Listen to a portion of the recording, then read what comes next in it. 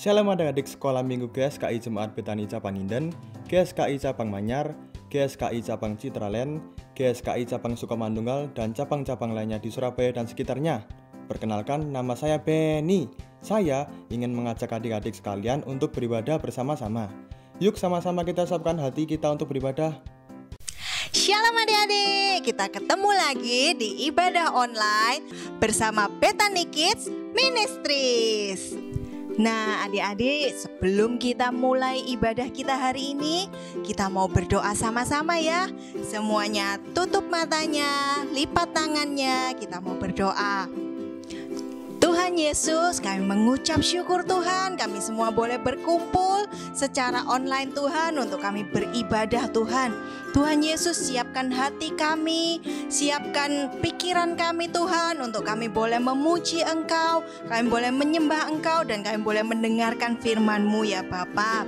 Engkau berkati hati kami, jadikan tanah yang subur untuk siap menerima firman-Mu.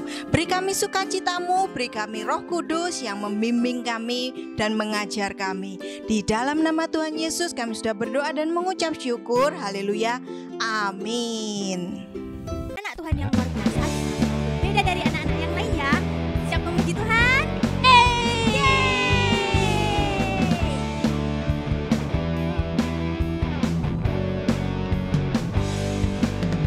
Aku anak Tuhan zaman sekarang, gak mau serupa dengan dunia. Aku anak Tuhan zaman sekarang, hidupku jadi miliknya. Asik, asik. Tanganku, kakiku memuji Tuhan. Mulutku, hatiku bernyanyi bagi Dia. Aku anak Tuhan zaman sekarang, gak mau serupa dengan dunia. Aku anak Tuhan zaman sekarang, hidupku jadi miliknya. Asik, asik. Tanganku, kakiku memuji Tuhan. Mulutku, hatiku bernyanyi bagi Dia.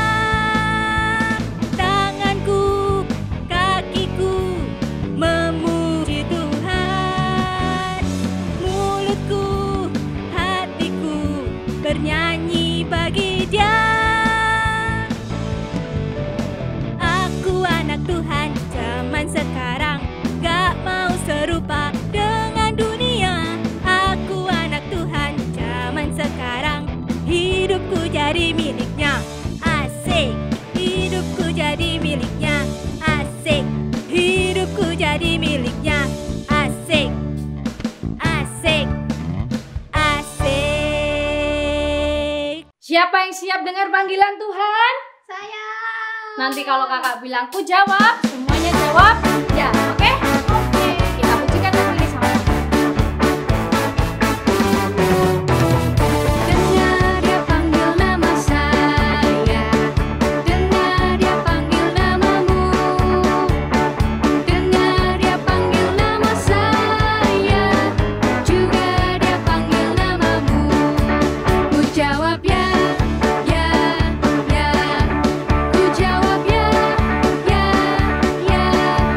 Ku jawab ya Tuhan, ku jawab ya Tuhan, ku jawab ya, ya, ya. Dengar Dia panggil nama saya, dengar Dia panggil namamu, dengar Dia panggil nama saya, juga Dia panggil namamu. Ku jawab ya, ya, ya. Ku jawab ya, ya, ya. Ku jawab ya Tuhan, ku jawab ya Tuhan, ku jawab ya, ya, ya. Ku jawab ya Tuhan, ku jawab ya Tuhan, ku jawab ya, ya, ya.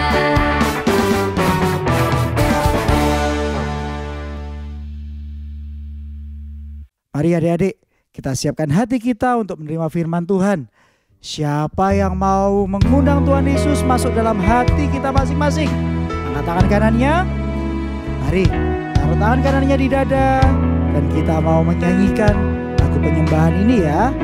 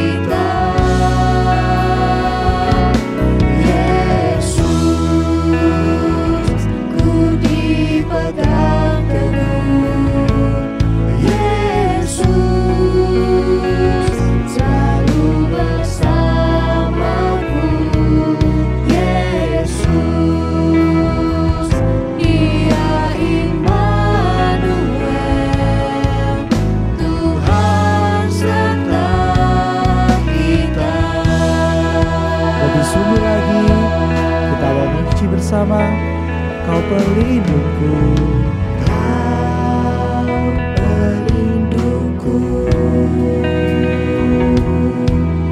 amanku bersamamu, bagiku Kaulah segalanya, Tuhanku yang sempurna.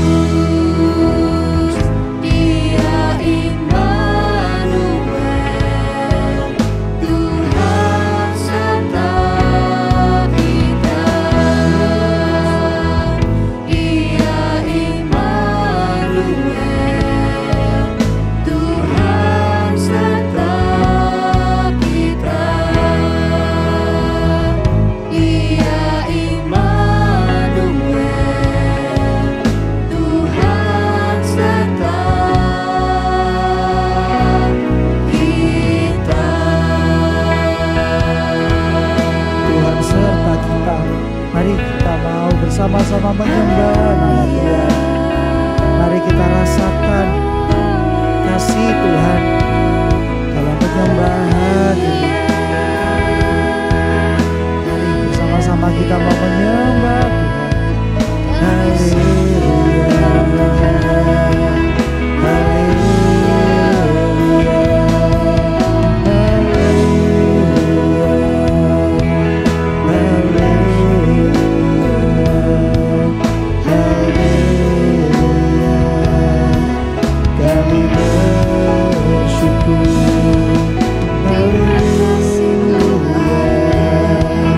Engkau beserta seluruh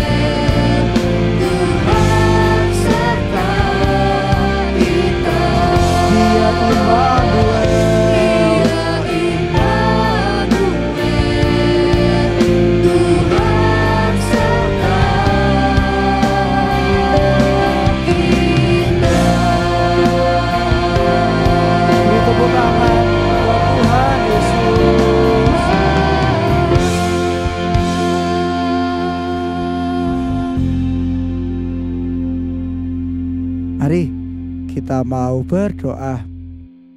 Tuhan Yesus, kami bersyukur Tuhan, Engkau Allah Immanuel, Engkau Allah yang beserta dengan kita semua ya Bapa.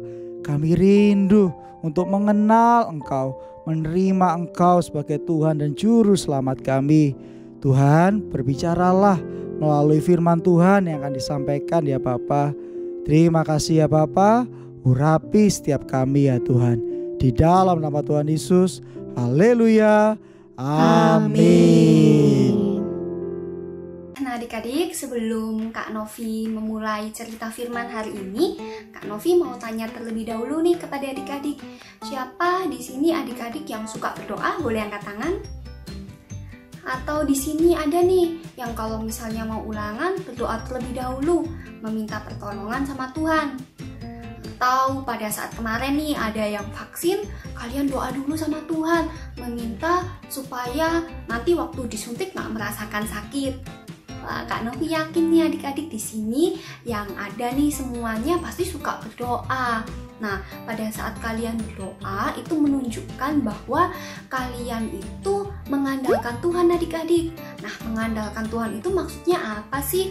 Kalian itu berarti percaya bahwa Tuhan mampu menolong dan memberi kalian kekuatan. Nah, selanjutnya, pertanyaan selanjutnya Kak Novi mau tanya, kalau misalnya nih kalian mau ulangan lalu berdoa, lalu ternyata kalian bisa mendapatkan hasil yang baik, kira-kira kalian ada yang tiba-tiba sombong nggak? Wah, nggak boleh ya adik-adik, kita nggak boleh sombong. Sebagai anak Tuhan kita harus rendah hati. Kita mau belajar sama-sama bahwa kalau misalnya kita diberi kepandaian, diberi kepintaran, itu semua karena anugerah dari Tuhan. Makanya kita nggak boleh sombong ya adik-adik. Nah, sekarang kita mau masuk ke firman-Nya hari ini. Hari ini kita mau belajar nih dari salah satu tokoh Alkitab. Nah, tokoh ini tuh juga suka adik-adik mengandalkan Tuhan dalam setiap tindakannya. Nah, pada saat dia mengandalkan Tuhan, dia itu juga mau taat kepada perintah Tuhan. Jadi, mengandalkan tadi itu artinya percaya ya adik-adik. Percaya, pada saat percaya, itu berarti kalian juga melakukan perintah Tuhan. Nah, tokoh ini ada di Perjanjian Lama adik-adik. Nah, Kak Novi kasih clue ya adik-adik. Tokoh ini ada di kitab Hakim-Hakim. Nah, salah satu hakim yang mungkin kalian juga sering dengar namanya, huruf depannya G. Kira-kira siapa adik-adik? Ada yang bisa jawab? Boleh angkat tangan dan langsung jawab. Siapa namanya? Ya, benar adik-adik. Namanya Gideon. Ya, jadi Gideon ini adalah salah satu hakim, salah satu orang yang ditunjuk oleh Tuhan untuk memimpin bangsa Israel adik-adik. Kisah Gideon ini kalian bisa buka nanti ya adik-adik, ada di kitab Hakim-Hakim. Nah, kisahnya itu mulai dari pasal yang ke-6. Nah, Hakim-Hakim pasal ke-6 ya adik-adik. Adik-adik nanti bisa baca detail ceritanya. Nah, hari ini Kak Novi akan bacakan secara singkat, ceritakan secara singkat ya adik-adik. Nah, kalau kalian tahu nih adik-adik, pada zaman dulu, pada saat bangsa Israel di Perjanjian Lama, itu mereka sedang dikuasai oleh orang-orang Midian adik-adik. Orang-orang Israel ini begitu takut dengan orang-orang Midian. Kenapa mereka takut adik-adik? Jadi orang-orang Midian ini itu memiliki perilaku yang tidak baik kepada orang-orang Israel. Mereka itu suka melakukan hal-hal yang tidak baik. Contohnya nih adik-adik, kalau misalnya orang-orang Israel ini menabur di ladangnya gitu ya. Nah, tiba-tiba akan datang orang-orang Midian itu untuk menghancurkan hasil-hasil dari ladangnya itu adik-adik. Bahkan ternak yang dimiliki oleh orang Israel itu dan bahan-bahan makanan yang dimiliki oleh orang Israel akan dirampas adik-adik oleh orang Midian. Dan pada saat orang Midian ini datang, jumlahnya itu nggak cuma 1, 2, atau 10 orang, tapi bahkan di Alkitab dikatakan bahwa orang-orang Midian yang datang jumlahnya itu banyak seperti belalang adik-adik. Jadi bangsa Israel juga merasa takut kepada orang-orang Midian. Nah, karena tindakan orang-orang Midian ini, orang Israel menjadi berkekurangan adik-adik. Mereka menjadi hidupnya itu mungkin tidak enak ya adik-adik. Nah, akhirnya bangsa Israel ini berdoa meminta pertolongan kepada Tuhan. Kak Novi tanya, pada saat orang-orang Israel ini berseru meminta pertolongan kepada Tuhan, kira-kira Tuhan menolong mereka nggak? Benar adik-adik, Tuhan itu menolong mereka tentunya. Jadi pada saat orang-orang Israel meminta pertolongan kepada Tuhan, Tuhan akhirnya mengutus salah satu orang yang ditunjuk menjadi hakim untuk orang Israel. Nah, tugasnya hakim ini pada saat itu apa adik-adik? Dia akan memimpin bangsa Israel. Dan hakim yang ditunjuk untuk memimpin bangsa Israel pada saat itu adalah Gideon. Jadi Gideon pada saat itu ditugaskan atau ditunjuk oleh Tuhan memimpin bangsa Israel untuk mengalahkan siapa adik-adik? Untuk mengalahkan dan melawan orang-orang Midian. Jadi Gideon ditunjuk untuk melawan musuh. Nah, kalian bisa baca nih di pasal selanjutnya. Kita baca mulai pasal yang ke-7 ya nanti adik-adik. Singkat cerita, pada saat Gideon sudah ditunjuk oleh Tuhan, Gideon ini memimpin orang-orang Israel untuk melawan berperang ke mana adik-adik? Ke tempatnya orang-orang Midian. Nah, pada saat itu adik-adik, jumlah orang Israel yang pergi bersama dengan Gideon untuk melawan orang-orang Midian itu jumlahnya cukup banyak adik-adik. Kita baca yuk di Hakim-Hakim pasal 7 mulai ayat yang kedua ya adik-adik. Gideon pasal 7 ayat yang kedua. Pada saat itu dikatakan ya adik-adik bahwa jumlah orang-orang Israel yang ikut berperang itu jumlahnya terlalu banyak. Sama Tuhan jumlahnya mau dikurangin. Kira-kira jumlahnya berapa sih? Kita baca ya. Pasal 7 ayat yang kedua. Berfirmanlah Tuhan kepada Gideon, terlalu banyak rakyat yang bersama-sama dengan engkau itu daripada yang kukehendaki untuk menyerahkan orang Midian ke dalam tangan mereka.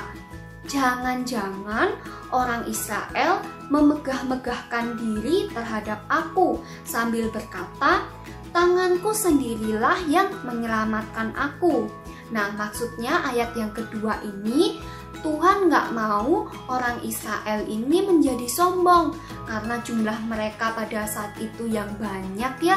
Pada saat melawan orang Midian, Tuhan nggak mau kalau nanti orang Israel ini menang, mereka menjadi sombong.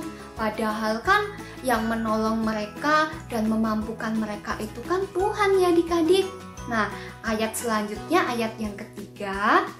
Maka sekarang serukanlah kepada rakyat itu. Demikian, siapa yang takut dan gentar, biarlah ia pulang enyah dari pegunungan Gilead. Nah, lalu apa yang terjadi? Lalu pulanglah 22.000 orang dari rakyat itu dan tinggallah 10.000 orang. Wah, dari sini adik-adik kita bisa pelajari pada saat Tuhan memerintahkan Gideon untuk bilang kepada orang Israel, ayo Gideon kamu bilang jumlahnya orang Israel itu terlalu banyak. Nah, dari sini kita tahu nih adik-adik, berarti jumlahnya yang pulang berapa tadi? 22.000 orang. Sisa berapa? 10.000 orang. Berarti pada saat itu orang Israel yang berperang untuk melawan orang Midian jumlahnya ada 32.000 orang. Tuhan merasa terlalu banyak. Ayo Gideon, kamu suruh nih perintahkan kepada orang Israel yang takut disuruh pulang. Nah, Gideon taat nggak adik-adik kepada perintah Tuhan? Dia melakukan nggak adik-adik perintah Tuhan? Dari sini kita belajar Gideon taat loh adik-adik. Gideon itu menyampaikan perintah Tuhan kepada orang Israel. Nah, makanya di ayat yang ketiga kita bisa tahu nih bahwa akhirnya ada orang-orang Israel yang pulang. Ada 22.000 orang yang pulang, sisa 10.000. Nah, selanjutnya kalian nanti bisa baca sendiri di ayat selanjutnya. Dengan 10.000 orang ini, apakah akhirnya mereka akan berperang? Tuhan ternyata merasa dengan 10.000 orang itu juga jumlahnya terlalu banyak adik-adik. Akhirnya Tuhan memerintahkan Gideon untuk kembali mengurangi jumlah orang Israel itu adik-adik. Nah, caranya gimana adik-adik? Tuhan menyuruh Gideon untuk memerintahkan orang-orang Israel dari cara mereka mengambil minum. Nanti dari cara mereka mengambil minum itu akan diseleksi kembali. Gideon nurut nggak sama perintah Tuhan? Kembali adik-adik, Gideon nurut dengan perintah Tuhan.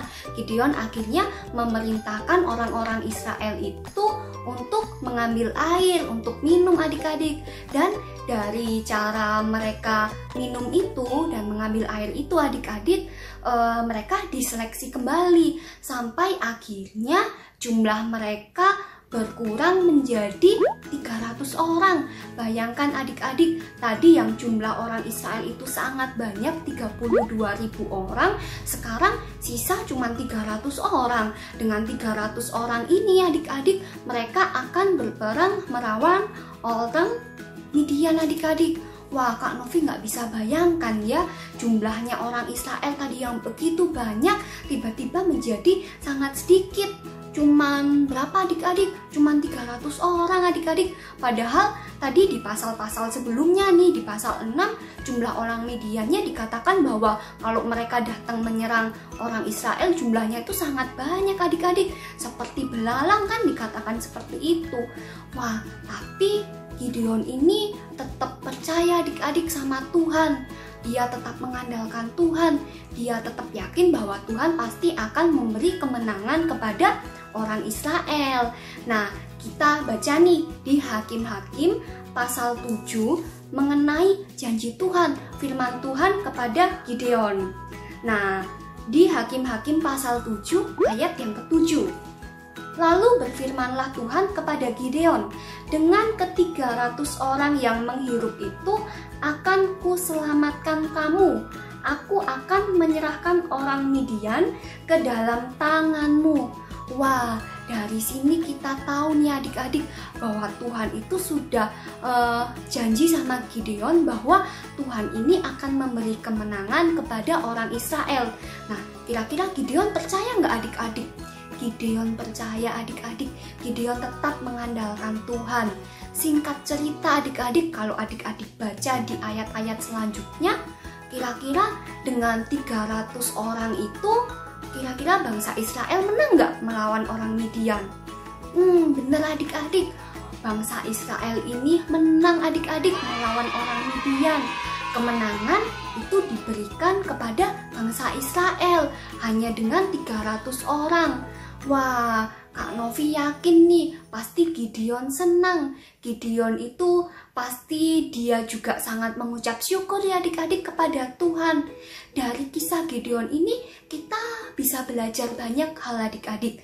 Daripada saat Gideon nih diperintahkan oleh Tuhan untuk mengurangi jumlah orang Israel, Gideon nurut loh adik-adik. Gideon taat adik-adik melakukan perintah Tuhan. Padahal mungkin Gideon tahu bahwa jumlah orang Midian itu juga banyak, nggak sedikit. Nah, tapi jumlah orang Israel yang maju berperang harus dikurangin dari 32.000 jadi 10.000. Bahkan akhirnya cuma tinggal 300. Tapi Kak Novi yakin bahwa Gideon ini tetap percaya, tetap mengandalkan Tuhan adik-adik. Dia taat kepada perintah Tuhan. Dia yakin bahwa Tuhan akan memberi kemenangan. Jadi dia tidak mengandalkan kemampuannya sendiri, dia tidak mengandalkan kepandaiannya. Dia mau nurut kepada Tuhan. Dan setelah menang pun dia juga nggak sombong. Kak Novi yakin dia pasti mengucap syukur kepada Tuhan. Akhirnya bangsa Israel tadi bisa menang adik-adik. Nah, kita mau belajar adik-adik, banyak hal ya adik-adik. Jadi kita mau belajar dari sini, kita mau belajar untuk seperti Gideon mengandalkan Tuhan. Kita mau percaya sama Tuhan. Gak cuma percaya aja adik-adik. Pada saat kita percaya, kita juga mau melakukan perintah Tuhan. Kalau misalnya kita sudah melakukan perintah Tuhan, lalu kita diberi sesuatu hal yang baik. Misalnya tadi pada saat kalian ulangan, kalian berdoa terlebih dahulu dan nilai ulangannya kalian baik, kalian nggak sombong adik-adik.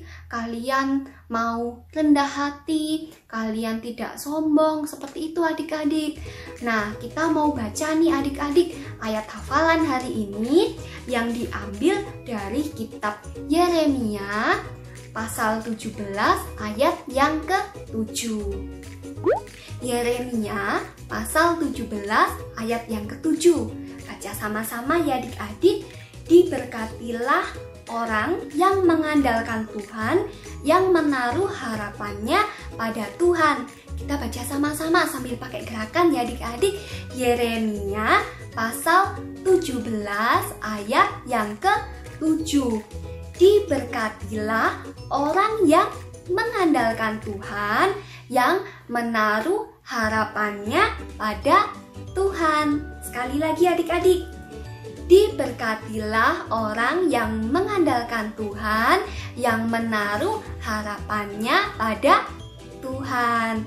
Nah, dari sini kita mau belajar untuk kita percaya sama Tuhan.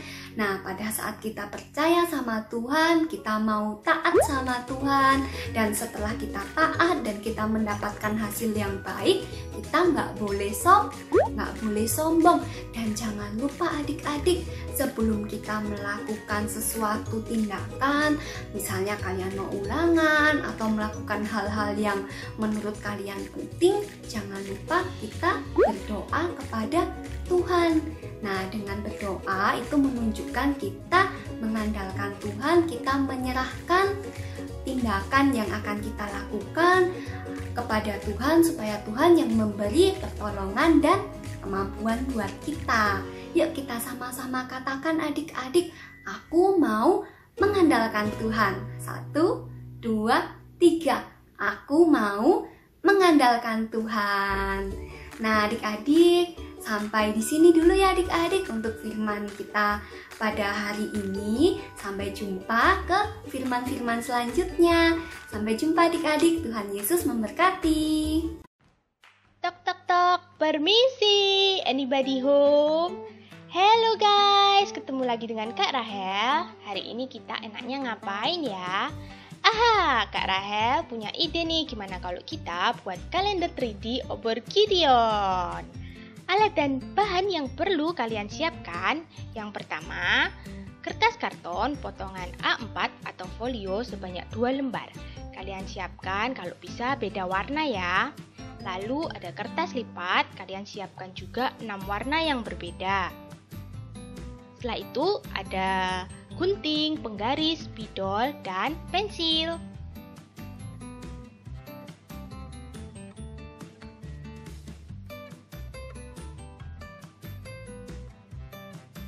Langkah pertama membuat, kita akan membuat badannya kalender dulu. Kita mau lipat kedua sisi karton yang lebih pendek sedalam 3 cm seperti ini.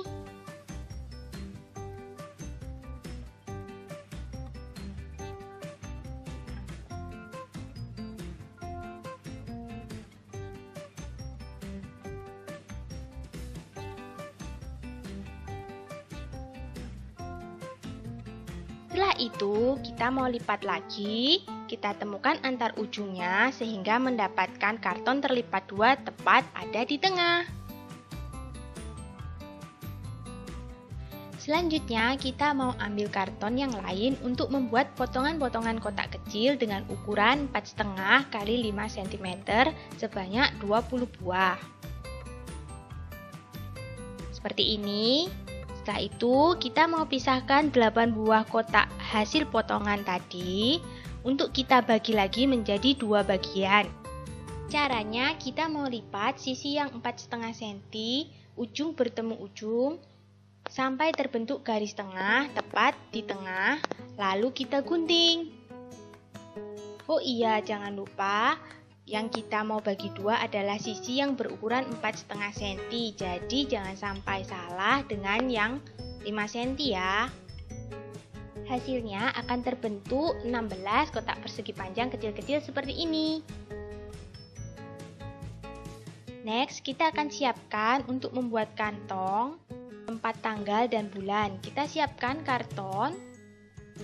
Kita potong ukuran 7 x 3 cm sebanyak 2 buah seperti ini ya. Terus kita akan lipat ketiga sisinya sedalam 1 cm. Nanti ada bekas lipatan. Di ujung-ujungnya kita mau gunting kotak kecil aja ya.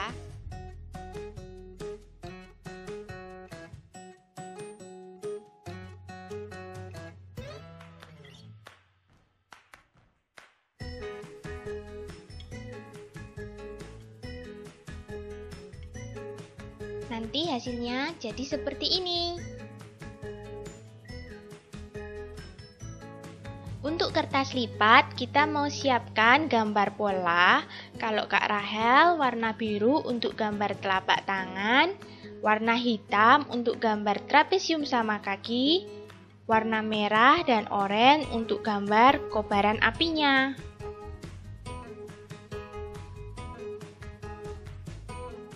Untuk ukuran dan bentuk bebas sesuai dengan kreasi kalian ya.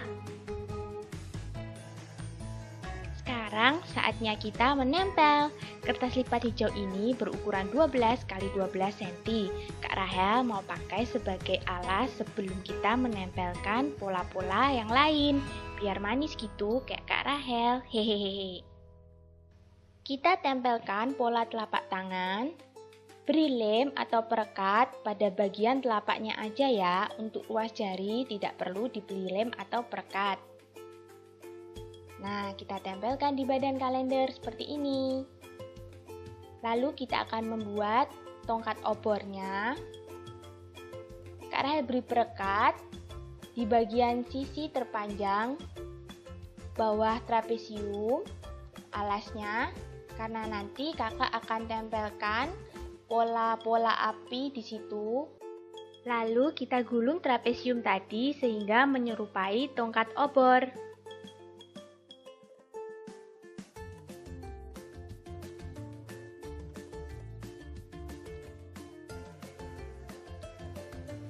Tempelkan tongkat obornya di sekitar ruas jari-jari ya.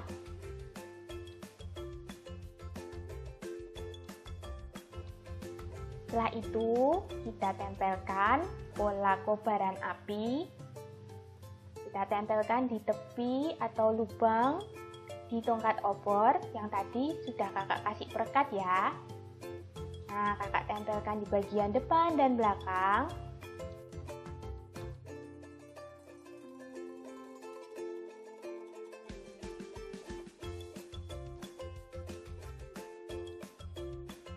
Tempelkan perekat pada ujung pola jari dan lekukkan ke badan tongkat obor.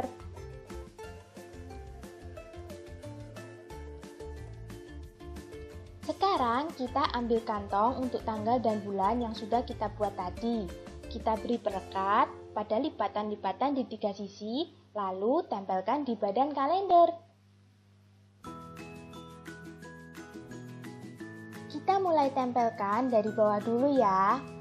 Lalu, kita coba masukkan kotak persegi 4,5 x 5 cm yang tadi, supaya kita tahu jarak tempel kantong yang di atasnya.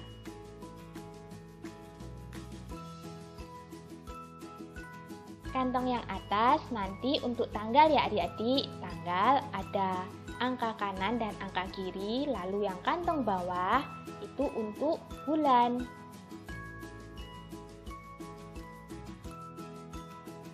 Sebelum menulis tanggal dan bulan, kalian bisa tandai dulu titik-titik dengan pensil supaya tidak terlalu bawah saat menulis tanggal dan bulannya. Tulislah 12 nama bulan di kotak berukuran 4,5 x 5 cm tadi. Yang 5 cm sebagai tinggi kotaknya ya.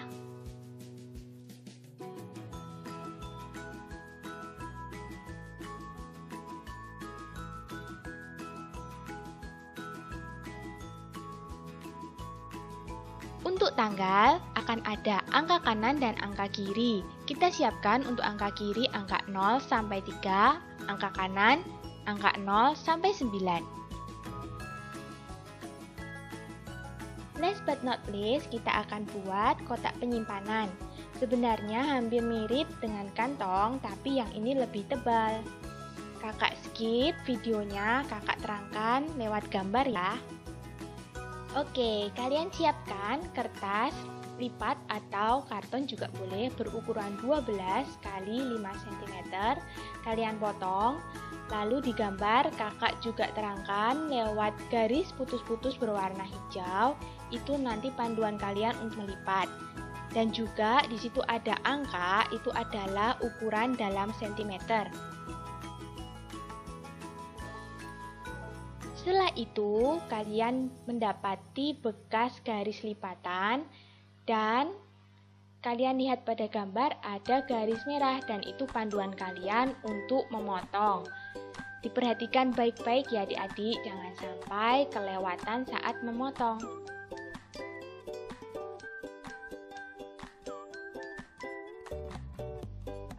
Hasil setelah dipotong kira-kira seperti ini.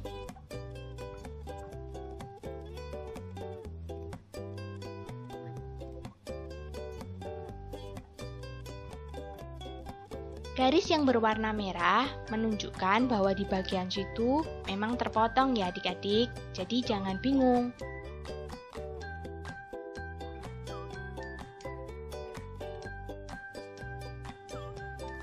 Dari gambar ini kalian bisa lihat nanti kertas F akan nempel di kertas B dan kertas H akan nempel di kertas D.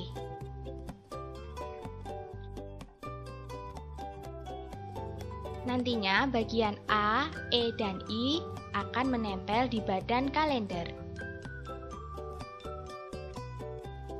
Jika kalian merasa kesulitan membuat kotak penyimpanan ini, kalian bisa skip dan kalian bisa menggunakan amplop kecil untuk menyimpan tanggal dan bulan yang tidak terpakai.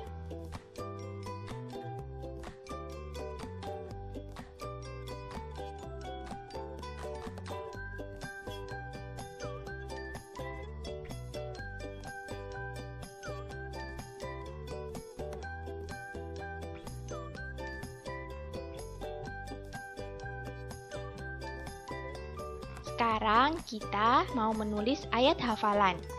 Ayat hafalannya ada di Yeremia 17 ayat yang ke-7. Diberkatilah orang yang mengandalkan Tuhan, yang menaruh harapannya pada Tuhan.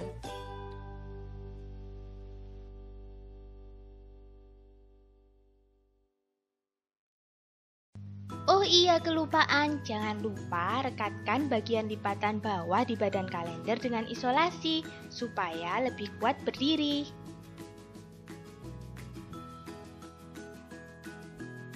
Jeng jeng jeng, ini dia adik-adik, kalender 3D obor Gideon. Wah, keren kan?